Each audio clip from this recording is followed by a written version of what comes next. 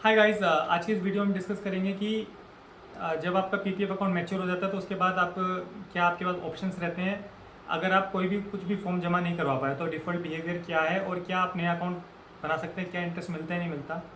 तो मेरा जो केस था उसमें क्या था कि आपका जो अ, मतलब जो वैलिडिटी थी, लास्ट वैलिडिटी जिसे बोलते हैं, जो मैच्योरिटी डेट होती है, वो पीपीएफ की थी मेरी 1 अप्रैल 2022।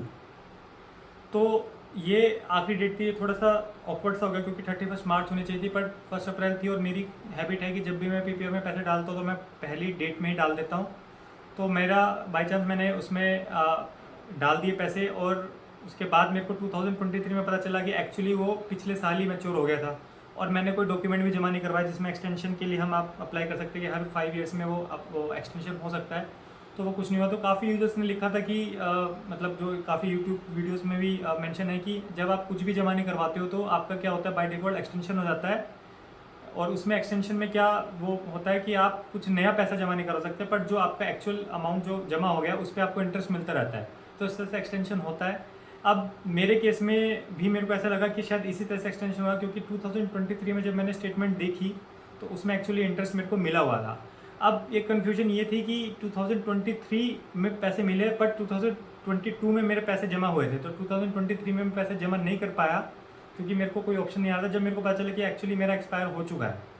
तो अब उसमें कन्फ्यूजन है कि भाई ये एक्चुअली पैसे एक्सटेंशन होता ही नहीं होता। तो इसके लिए मैं कैनरा बैंक में गया, मैंने उनसे बात करी, भाई ऐसे ऐसे हुआ है। तो उन्होंने साफ मना कर दिया कि ऐसा कोई बाय डिफ़ॉल्ट बिहेवियर नहीं होता, हम अकाउंट क्लोज कर देते हैं। तो अब ये थोड़ी सी कन्फ्यूजन हो गई क्योंकि मैंने काफ़ी बार बात करी, मैंने कस्टमर केयर में बात करी, बट मेरे को कुछ खास रिजोल्यूशन मिला। उन्होंने यही कहा, अगर आपने फॉर्म जमा नहीं करवाया तो आपका एक्सपायर हो चुका है, आप इसको बंद करवा दो। अब बंद करवाने के बाद भी कुछ इन्होंने ढंग से जवाब नहीं दिया कि बंद करवाने का क्या मैं नया खोल सकता हूँ नहीं खोल सकता। तो मैंने क्या करा कि एक्चुअली मैंने अकाउंट बंद करवा दिया पीपीएफ का 2023 में, और विद इन 3 to 4 डेज मैंने नया अकाउंट खुलवा लिया एचडीएफसी में, जो मेरे ख्याल से 2 दिन में मेरा एक्टिवेट हो गया।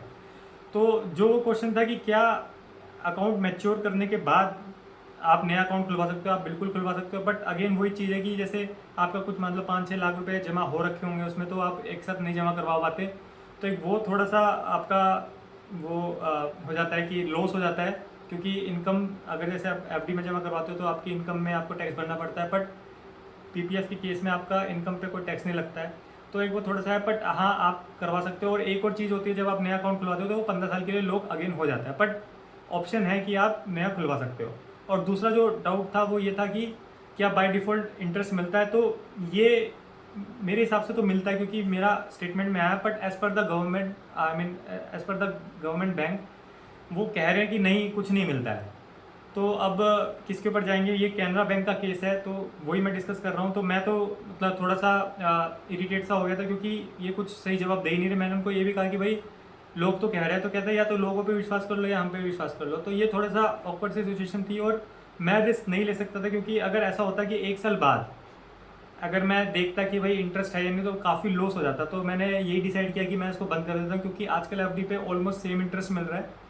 एफडीज पर मेरे ख्याल से 7% तक आपको मिल जाता है। तो इसलिए मैंने सोचा कि मैं नया ही अकाउंट खुलवा लेता हूँ, 15 साल और एक्सटेंशन हो जाएगा, क्योंकि उसमें भी एक वो था कि हर 5 साल में आपको फॉर्म जमा करना पड़ रहा था। तो मैंने कहा चलो 1.5 लाख रुपए आप उसमें डाल देते हो, बाकी मैं लमसम कुछ एफडी बनवा कर 1-1 साल में डाल दूंगा। तो इस तरह से मैंने डिसीजन लिया। तो वो यही मेरे को लगा कि मतलब जो अकाउंट आपका एक बार बंद हो जाता है तो वो आप दोबारा खुलवा सकते हो, और किसी भी बैंक में खुलवा सकते हो। बस आपको एक चीज़ ध्यान रखनी है अकाउंट खुलवाते हुए कि आपका पैसा ट्रांसफ़र हो जाए, उसी के बाद खुलवाना, वरना आपका वहाँ पे भी लटक जाएगा।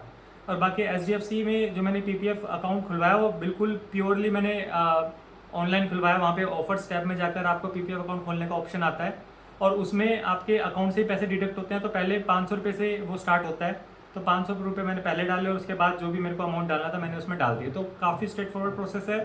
उसमें अकाउंट बैलेंस भी होता है, एक पासबुक भी आती है, जो मैं तो शायद कभी अपडेट करवाऊंगा नहीं।